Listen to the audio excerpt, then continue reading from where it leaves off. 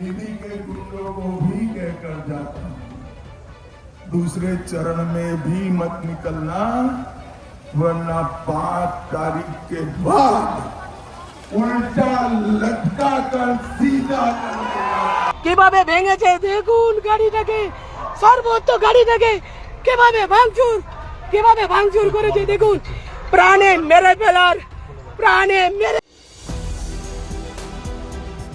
दोस्तों नमस्कार, स्वागत है आपका 4 PM पर। मैं हूं आपके साथ अदिति। अंतिम चरण के मतदान के आखिरी चुनावी प्रचार में बवाल मच गया है। तृणमूल कांग्रेस यानी ममता बनर्जी के सांसद पर जानलेवा हमला हुआ है। टीएमसी सांसद की गाड़ी पर ईंट, पत्थर और लाठियों से हमला किया गया है। सांसद और उनका जो ड्राइवर है दोनों घायल है और अस्पताल में एडमिट है। जिसके बाद तृणमूल कांग्रेस का कहना है कि अमित शाह की धमकी के बाद भाजपा कार्यकर्ता गुंडा की तरह काम कर रहे हैं, गुंडा बन गए हैं। दरअसल बंगाल चुनाव के दूसरे चरण के दौरान हुगली से एक बेहद विचलित करने वाली खबर सामने आई है। टीएमसी सांसद मिताली बाग की गाड़ी पर हमला किया गया है और जानलेवा हमला हुआ है। उनके वाहन के शीशे जो है वो चकनाचूर कर दिए गए और इस हमले के बाद सांसद खुद घायल है। उनके शरीर में कांच के टुकड़े घुस गए हैं, जिसके बाद उन्हें अस्पताल ले जाया गया। तृणमूल कांग्रेस ने इस हमले का सीधा संबंध गृह मंत्री अमित शाह के उस भड़काऊ बयान से जोड़ा है जिसमें उन्होंने उल्टा लटकाने की बात कही थी। क्या एक महिला और एक अनुसूचित जाति शेड्यूल कास्ट की प्रतिनिधि पर हमला सोची समझी साजिश है? जो भाजपा महिला सशक्तिकरण की बात करती है, जो भाजपा महिला अधिकार की बात करती है, दोस्तों संसद में जो भाजपा महिला आरक्षण बिल पर कहीं ना कहीं पीछे से भले ही उसमें डिलिमिटेशन हो, परिसीमन हो, लेकिन मोदी जी 8:30 बजे आकर के देश की महिलाओं से तो माफी मांग रहे थे ना। इतना ज्यादा उनका मन महिलाओं के लिए विचलित है। तो फिर आज हुगली में जो कुछ भी हुआ, दोस्तों आज हुगली में अमित शाह की भी रैली या रोड शो जो है वो निकली। टीएमसी सांसद भी वहां पर वोट प्रचार करने पहुंची थी, मिताली जी, और उन पर इस तरीके का जानलेवा हमला, महिला सांसद पर, वो भी अनुसूचित जाति की महिला सांसद पर इस तरीके का जानलेवा हमला। क्या भारतीय जनता पार्टी कितना ज्यादा महिलाओं के प्रति सहानुभूतिशील है, कितना ज्यादा महिला सशक्तिकरण की बात करती है, कितना ज्यादा महिलाओं को देवी रूप देकर के पूजा करती है, ये उसका एक और जीता जागता उदाहरण है। दोस्तों हुगली में चुनाव प्रचार के दौरान टीएमसी सांसद मिताली बाग की गाड़ी पर हमला किया गया, गाड़ी को निशाना बनाया गया। बीजेपी समर्थकों पर आरोप टीएमसी लगा रही है और उन्होंने ये आरोप खुद लगाया।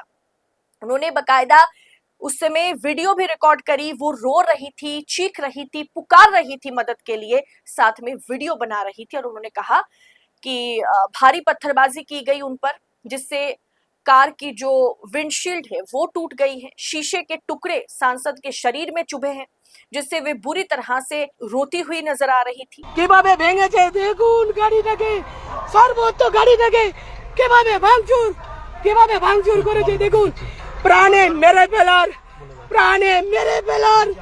যে চেষ্টা করেছিল, প্রাণে মেরে ফেলবে। আমি কোন রকম আমার বিয়ে, আমার ড্রাইভারকে আমি কোন রকম এবং নিজে প্রাণে বেঁচেছি, আপনারা দেখুন। दोस्तों चुनाव आयोग ने इस घटना की गंभीरता को देखते हुए तत्काल रिपोर्ट तो तलब की है, लेकिन चुनाव से ठीक 1.5 दिन पहले ये घटना, 2 दिन पहले ये घटना कैसे हो सकता है? क्योंकि आज आखिरी चरण के मतदान के लिए लास्ट प्रचार है और उसमें भी इस तरीके की घटना हुई, जहां 2,500 आप हर तरह के फोर्सेस को काम पर लगाए हैं, फिर वहां टीएमसी सांसद पर इस तरीके का हमला कैसे हो सकता है? दोस्तों आज के समय में सत्ता की आंखों में आंखें डालकर पत्रकारिता करना मुश्किल हो गया है। हमारे 4 PM नेशनल यूट्यूब चैनल और फेसबुक चैनल को, जिसे आपका प्यार और विश्वास हमेशा से मिलता रहा, उसे बंद करके सरकार ने यह साबित कर दिया कि वो आपके सवालों से कितना डरती है। मुश्किल दौर है, लेकिन हम ना रुके थे और ना ही रुकेंगे।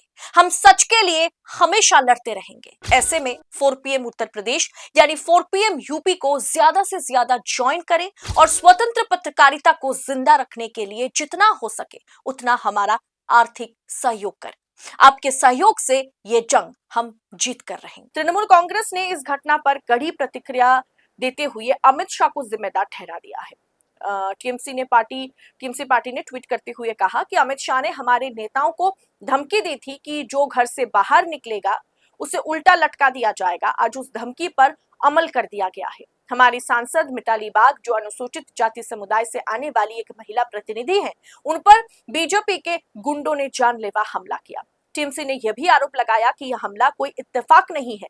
पार्टी का कहना है कि चेन ऑफ कमांड बिल्कुल सीधी है। अमित शाह ने मंच से ये परसों आदेश दिया और उनके गुंडों ने आज सड़क पर उसे अंजाम दे दिया है।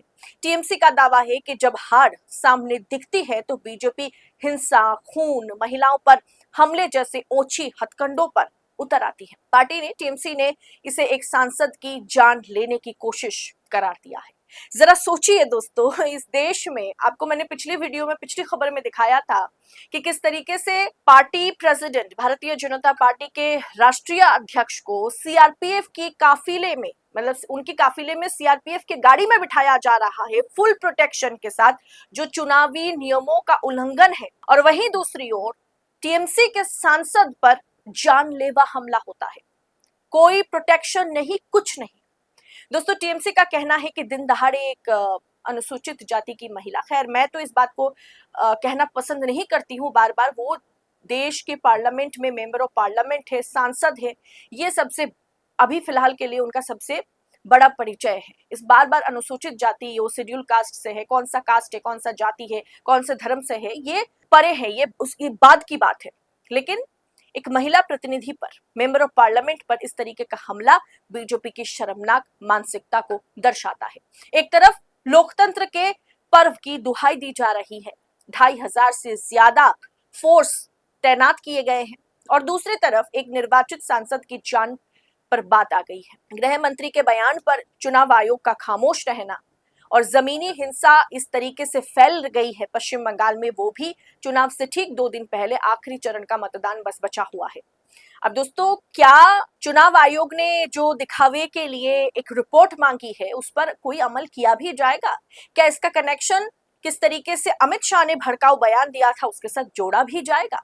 खैर, परसों 29 अप्रैल को ममता बनर्जी और भाजपा की किस्मत तय हो जाएगी। आखिरी चरण का मतदान है और उससे ठीक पहले इस तरीके के हमले पर आपकी राय क्या है, कमेंट बॉक्स में हमें बताइएगा जरूर।